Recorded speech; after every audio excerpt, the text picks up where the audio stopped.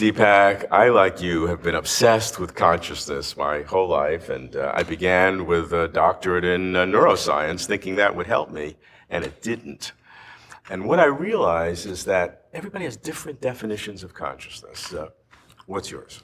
First of all, I'd like to tell you, Robert, that if you want to understand consciousness, then the last thing you want to be is a neuroscientist. Okay, because it doesn't give you a clue. Of course, consciousness is defined in so many ways, and I could give you a number of definitions, but I think the simplest would be, it is what makes experience possible.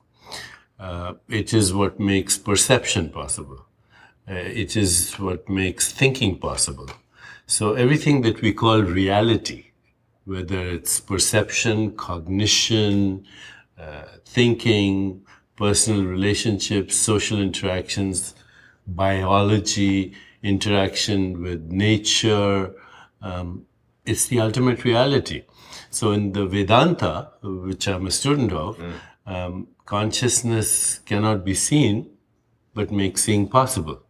It cannot be heard, but makes hearing possible. Cannot be tasted or smelled, but makes tasting and smelling possible.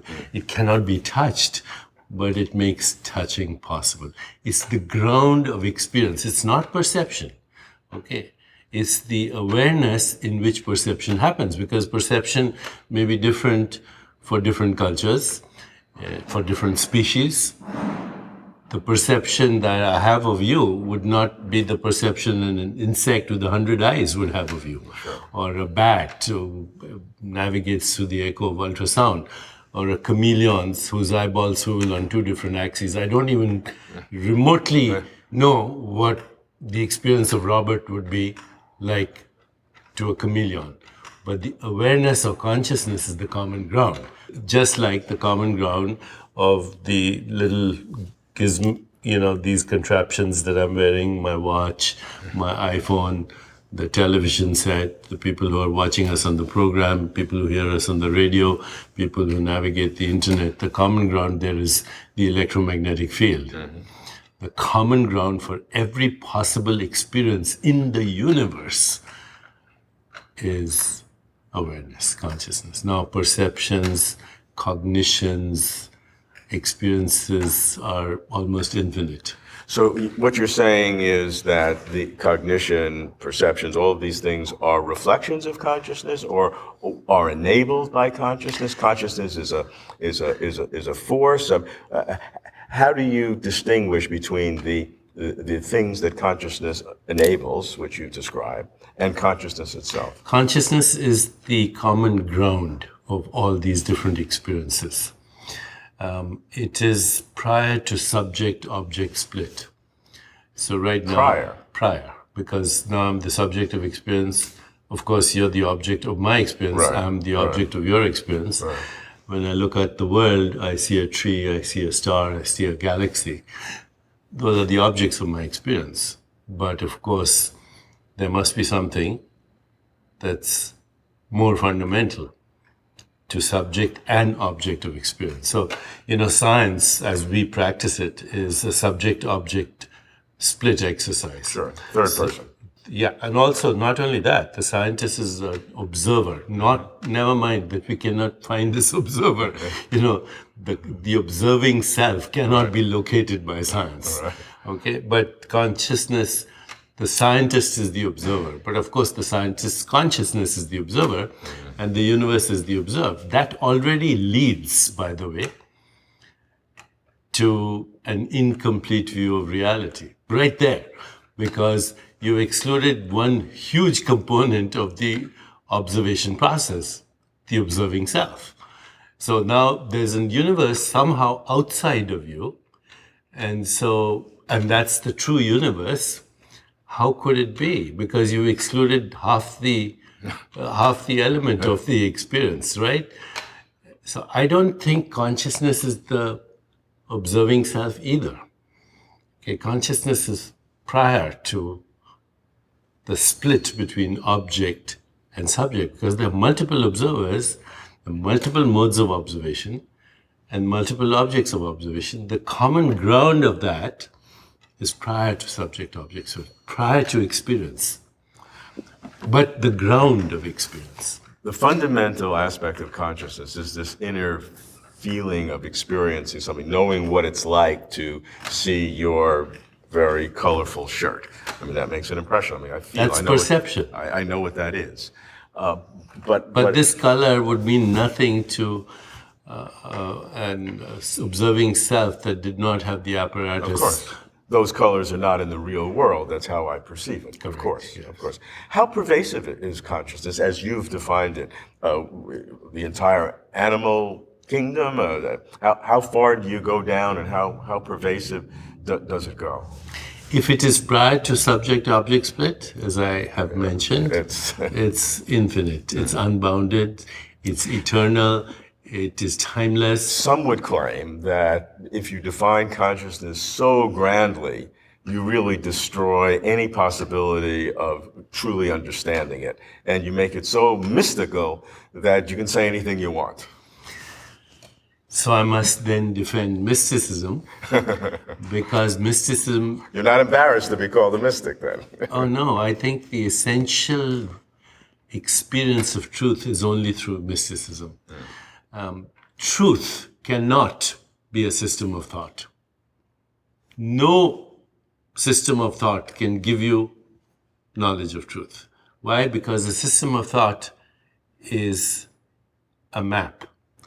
Science is a system of thought based on observation, experimentation, validation, peer review also. But it has certain rules. It's a system of thought. Yes. Philosophy is a system of thought. Okay, epistemology, ontology, etc.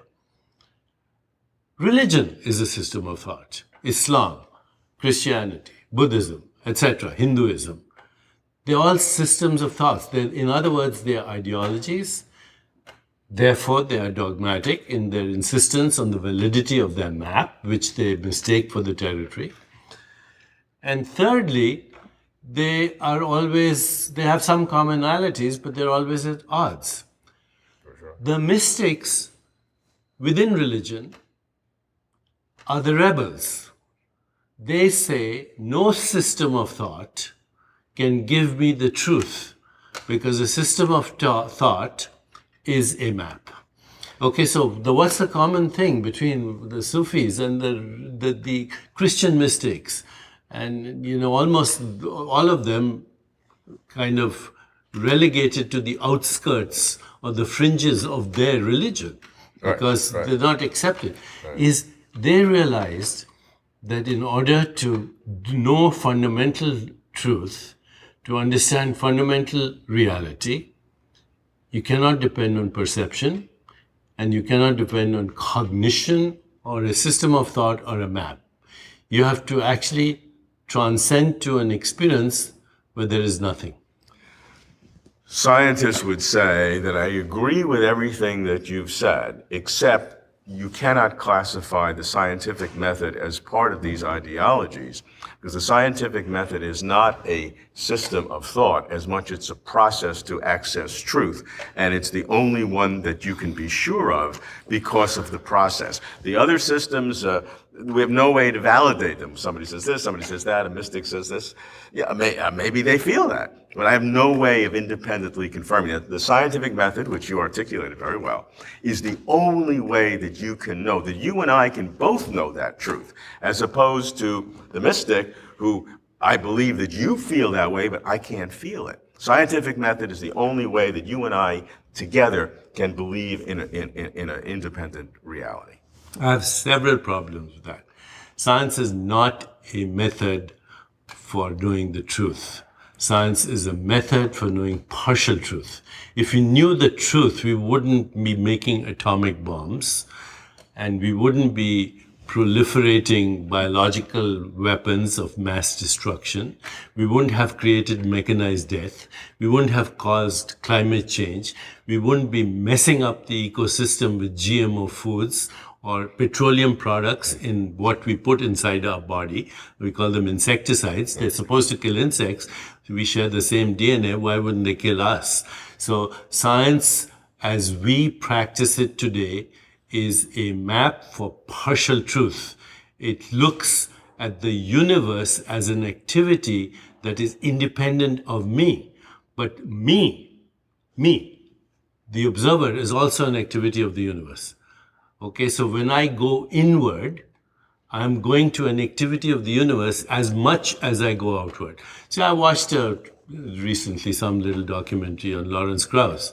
He said, why do we have to believe people who went inward thousands of years ago in the Iron Age? We have all these instruments to look outward. Well, he's forgetting that what is happening inside is also an activity of the same star stuff that makes the galaxies and the universe. And by going inward, I can also access the truth. In fact, if I transcend the subject-object split, I may get at the closer, as you would say, closer to the truth, because then I see that I'm not separate. Okay, I'm an activity of that which I observe. And this is what science doesn't recognize. Also, there are limitations to science. Okay, limitations, epistemological limitations. We depend on a nervous system that has evolved over 13.8 billion years.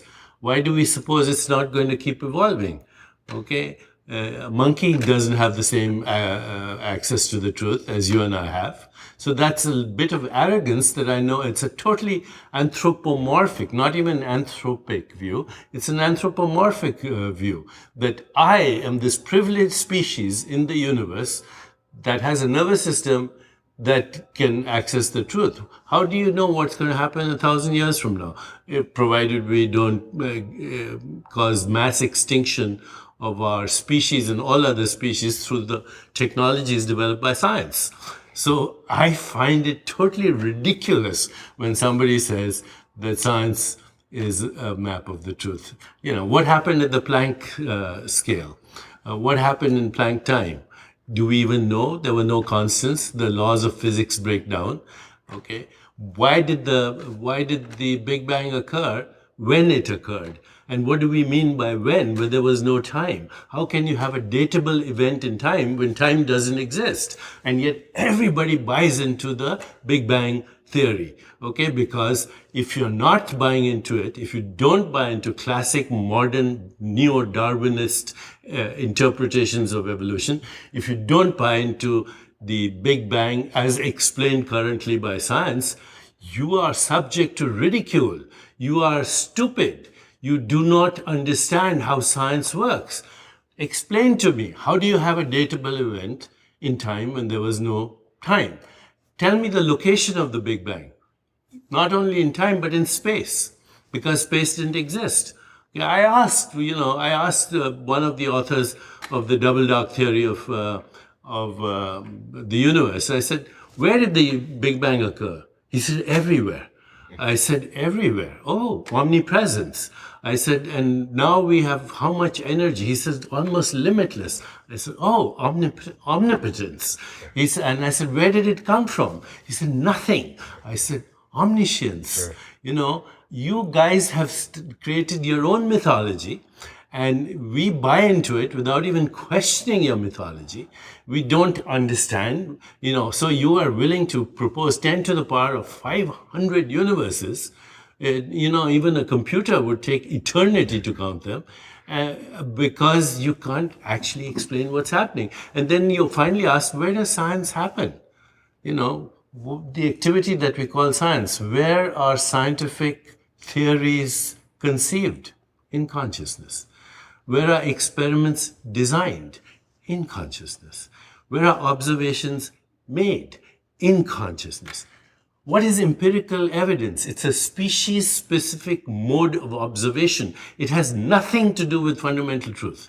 You know, I have done science in my life, and I'm amazed how we create truth and then buy into it and call it truth when it's an ideology.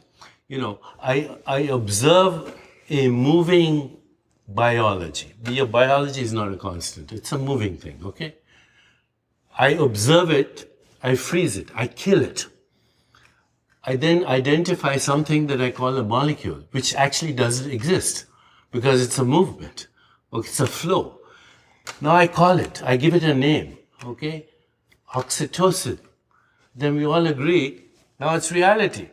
It doesn't exist.